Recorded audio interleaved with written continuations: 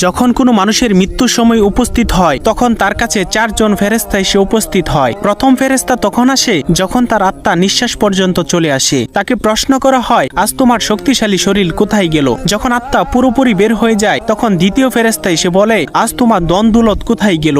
দুনিয়াতে জানিয়ে তুমি গর্ব করিতে। এরপর যখন জানাজা উঠানো হয় তখন তৃতীয় ফেরেশতা এসে বলে, আজ তুমি এমন এক লম্বা সফরে বের হচ্ছ যা এর আগে কখনো করো নাই। আজ তোমাকে এমন এক ঘরে শোয়ানো হবে যেখানে নিঃশ্বাস ফেলানোর জায়গা পর্যন্ত নেই। যখন তাকে কবরে শোয়ানো হবে তখন চতুর্থ ফেরেশতা এসে বলবে, কাল পর্যন্ত তুমি জমিনে চলাচল করেছ, আজ তুমি জমিনের নিচে শুয়ে আছো। কাল তুমি হাসছিলে, আজ তুমি কান্না করছো। কাল পর্যন্ত সবাই তোমার সঙ্গী ছিল, কিন্তু আজ তুমি একা। কোথায় তোমার আদরের স্ত্রী সন্তান যাদের জন্য তুমি মাথার ঘাম পায়ে ফেলে উপার্জন করেছিলে? আজ কেউ তোমার সঙ্গী হবে না একমাত্র আল্লাহ ছাড়া।